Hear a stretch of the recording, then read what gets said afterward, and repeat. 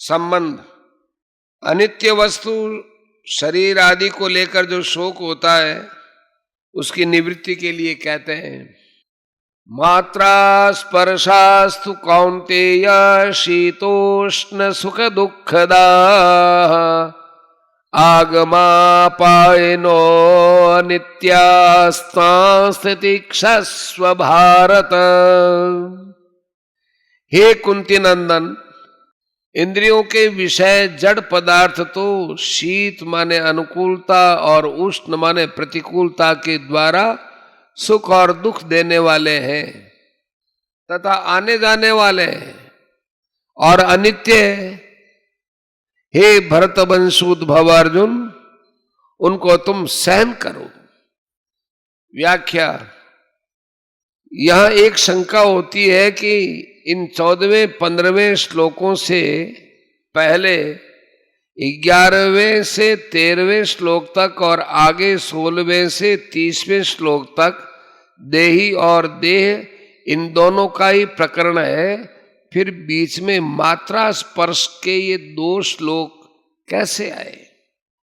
इसका समाधान यह है कि जैसे 12वें श्लोक में भगवान ने संपूर्ण जीवों के नित्य स्वरूप को बताने के लिए किसी काल में मैं नहीं था, ऐसी बात नहीं, ऐसा कहकर अपने को उन्हीं की पंक्ति में रख दिया, ऐसे ही शरीर आदि मात्र प्राकृत पदार्थों को अनित्य, विनाशी, परिवर्तनशील बताने के लिए भगवान ने यहाँ मात्रा स्पर्श की बात कही है। तू नित्य तत्व से देहादि अनित्य वस्तुओं को अलग बताने के लिए यहाँ तू पद आया है। मात्रा स्पर्शा, जिनसे माप तोल होता है अर्थात जिनसे ज्ञान होता है, उन ज्ञान के साधन इंद्रियों और अंतःकरण का नाम मात्रा है। मात्रा से अर्थात इंद्रियों और अंतःकरण से जिनका संयोग होता है उनका नाम स्पर्श है। अतः इंद्रियों और अंतःकरण से जिनका ज्ञान होता है ऐसे सृष्टि के मात्र पदार्थ मात्रा स्पर्शा है।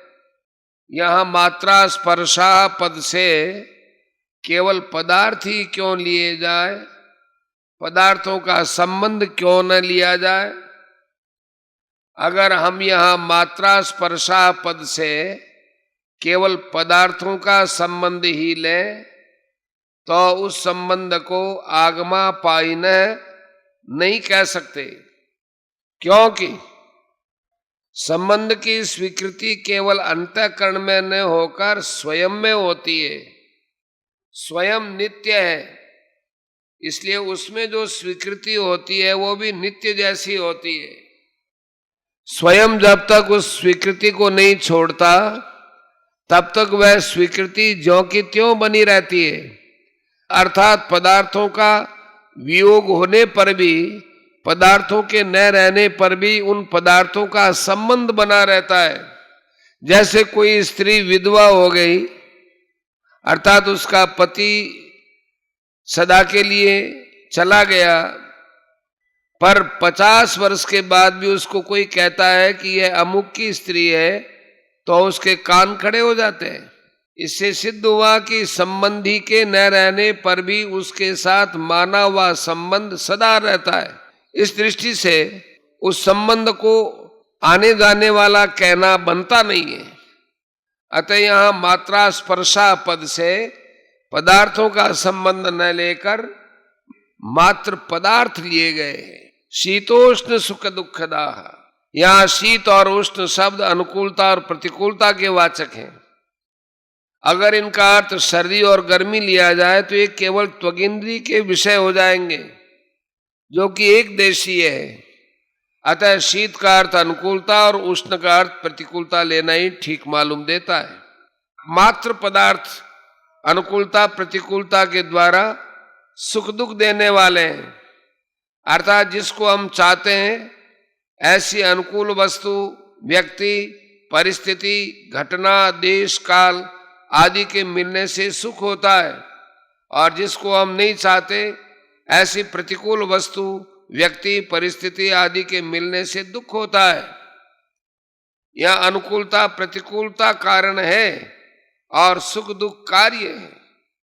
वास्तव में देखा जाए तो इन पदार्थों में सुख दुख देने की सामर्थ्य नहीं है।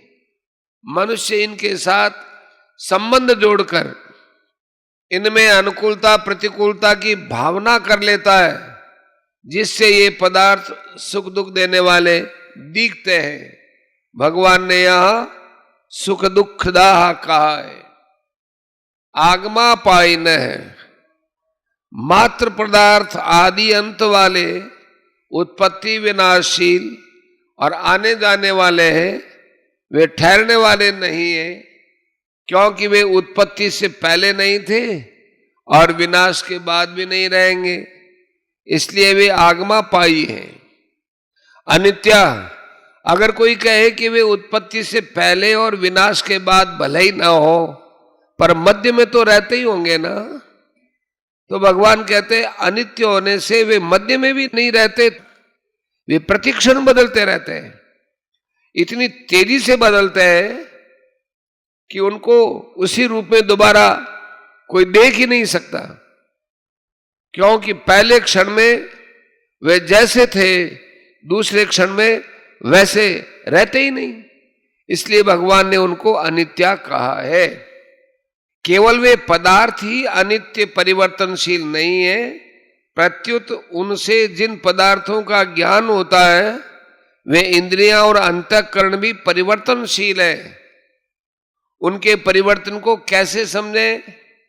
जैसे दिन में काम करते करते शाम तक इंद्रियों आदि में थकावट जाती है और सवेरे तृप्ति पूर्वक नींद लेने पर उनमें जो ताजगी आती है वह शाम तक नहीं रहती, इसलिए पुनः नींद लेनी पड़ती है।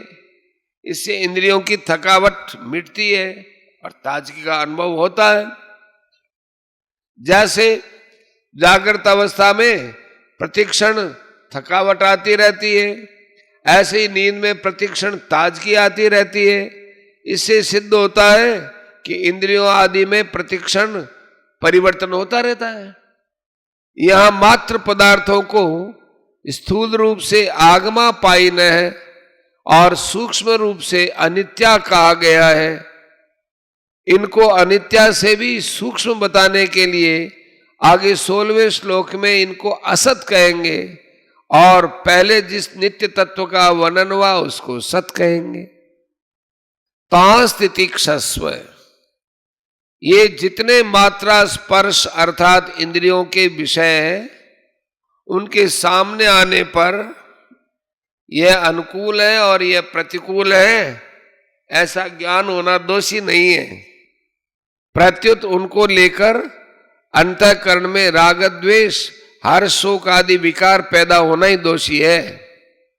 अतः अनुकूलता प्रतिकूलता का ज्ञान होने पर भी राग द्वेष आदि विकारों को पैदा न होने देना अर्थात मात्रा स्पर्शों में निर्विकार रहना ही उनको सहना है। इस सहने को ही भगवान ने तितिक्षस्व कहा है। दूसरा भाव यह है कि शरीर इंद्रिया अंतःकरण आदि की क्रियाओं का अवस्थाओं का आरंभ और अंत होता है तथा इनका भाव और अभाव होता है।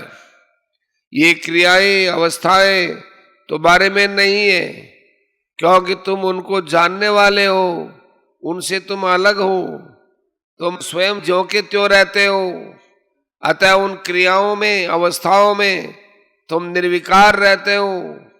इनमें निर्विकार रहना ही तितिक्षा है।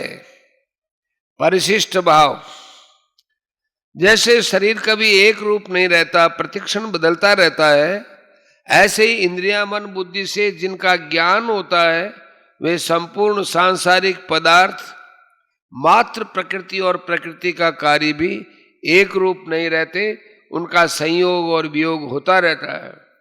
जिन पदार्थों को हम चाहते हैं उनके संयोग से सुख होता है और वियोग से दुख होता है।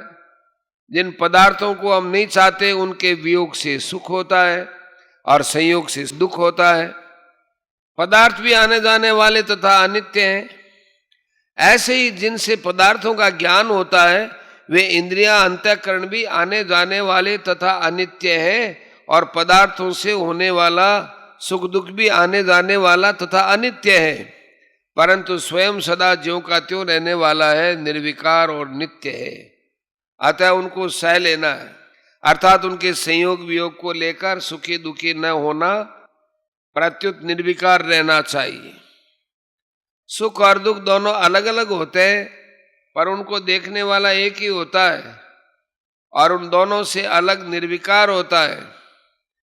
परिवर्तनशील को देखने से स्वयं स्वरूप की अपरिवर्तनशीलता निर्विकारता का अनुभव स्वतः होता है। यहाँ शीत शब्द अनुकूलता का और उष्ण शब्द प्रतिकूलता का वाचक है। तात्पर्य है कि ज्यादा सर्दी पड़ने से भी वृक्ष सूख जाता है और ज्यादा गर्मी पड़ने से भी वृक्ष सूख जाता है। अतः परिणाम में सर्दी और गर्मी दोनों एक ही हैं। इसी तरह अनुकूलता प्रतिकूलता भी एक ही है। इसलिए भगवान इन दोनों को ही सहने की, अर्थात इनसे ऊंचे उठने की आज्ञा देते हैं। सुख दुख हर्ष सुख राग द्वेष काम क्रोध आदि आने जाने वाले बदलने वाले हैं, पर स्वयं ज्यों का त्यों रहने वाला है। साधक से यह बड़ी भारी भूल होती है कि वह बदलने वाली दशा को देखता है पर स्वयं को नहीं देखता।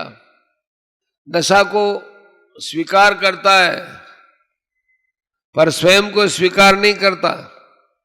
दशा पहले नहीं थी और पीछे नहीं रहेगी, अतः बीच में दिखने पर भी वह नहीं है, परंतु स्वयं में आदि अंत और मध्य होता ही नहीं है। दशा कभी एक रूप रहती नहीं है, पर स्वयं कभी अनेक रूप होता ही नहीं है। जो दिखता है वो दशा है, और जो देखने वाली बुद्धि है वो भी दशा ही है।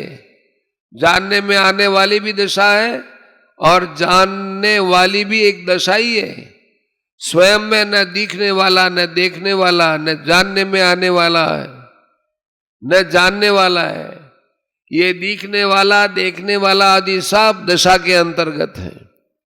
देखने वाला और दिखने वाला तो रहेंगे ही नहीं, पर स्वयं रहेगा, क्योंकि दशा तो मिटेगी पर स्वयं नहीं मिटेगा। तात्पर्य है कि दिखने वाले दृश्य के साथ संबंध होने से ही यह स्वयं देखने वाला माने दृष्टा बनता है। अगर देखने वाले के साथ संबंध न रहे तो स्वयं रहेगा, पर उसका नाम देखने वाला नहीं रहेगा। इसी तरह शरीर के साथ संबंध होने से ही स्वयं चिन्मय सत्ता शरीरी कहलाता है। अगर शरीर के साथ संबंध न रहे तो स्वयं रहेगा, पर उसका नाम शरीरी नहीं रहेगा। गीता 13वें अध्याय का पहला श्लोक। अतः भगवान ने केवल मनुष्यों को समझाने के लिए ही शरीरी नाम दिया है।